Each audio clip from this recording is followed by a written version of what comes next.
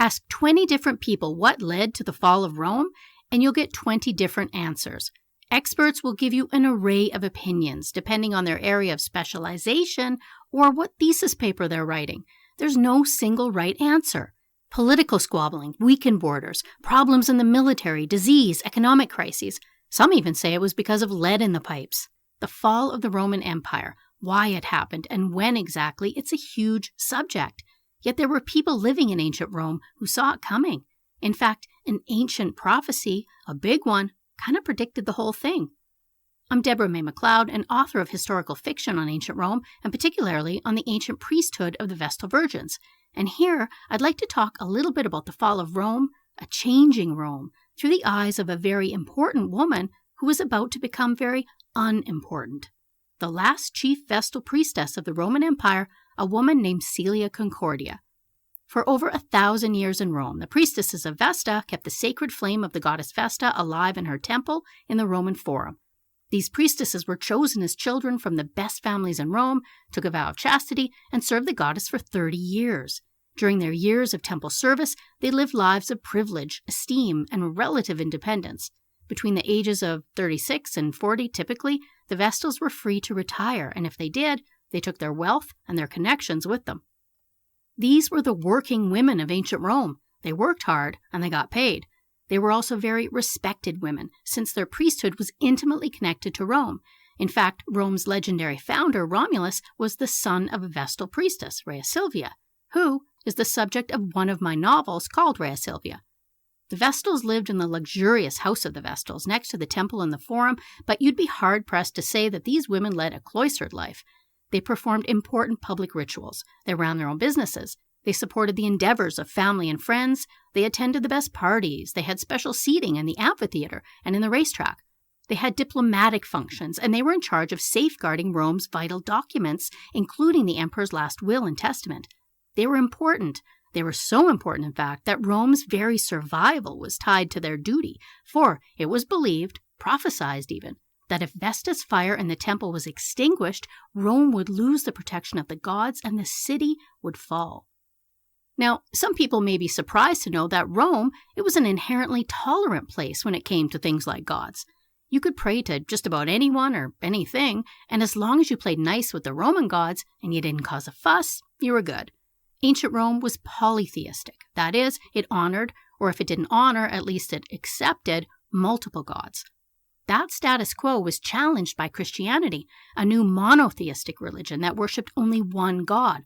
But that wasn't really what caused problems. The Romans knew of Judaism, which is similarly monotheistic, but that was an old religion, and so the Romans, they gave it a lot of leeway.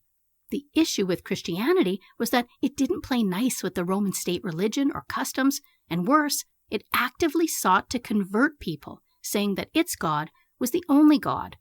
That undermined Roman social order and the way that the state had functioned for centuries.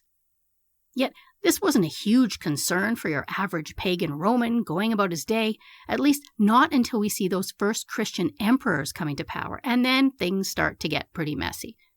And perhaps no one felt the strain and the threat of this more than high-profile pagans, people like Coelia Concordia. In the latter half of the 4th century, Coelia, who was born into a plebeian family, rose through the ranks of the Vestal order to become the head of the order, the Vestalis Maxima. Historically, this was one of the very highest positions in Roman state religion and society.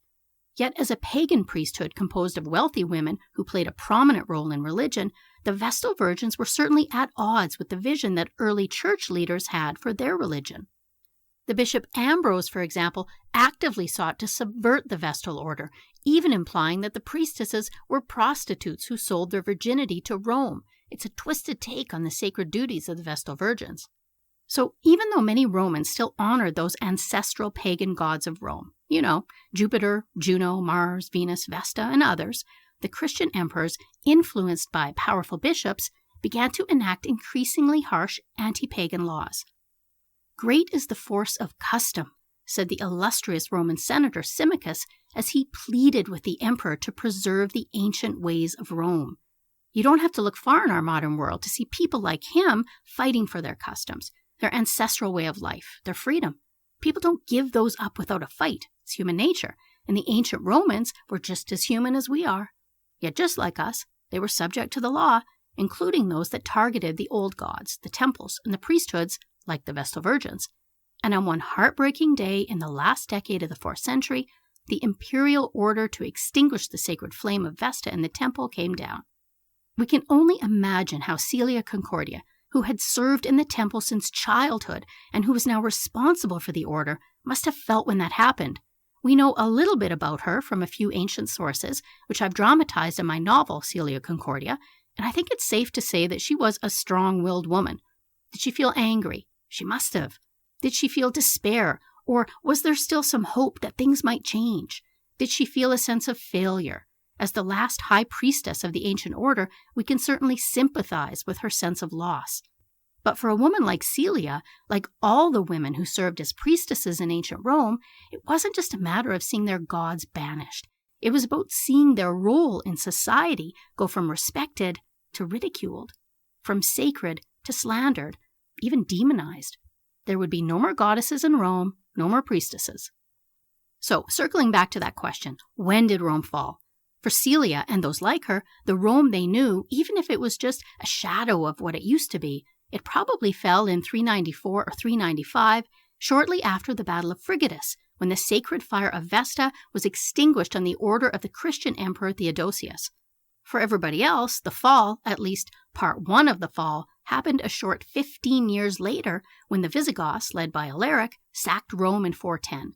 And then we might say the final death blow to the Western Roman Empire was when the barbarian Odoacer deposed the Emperor Romulus Augustus in 476.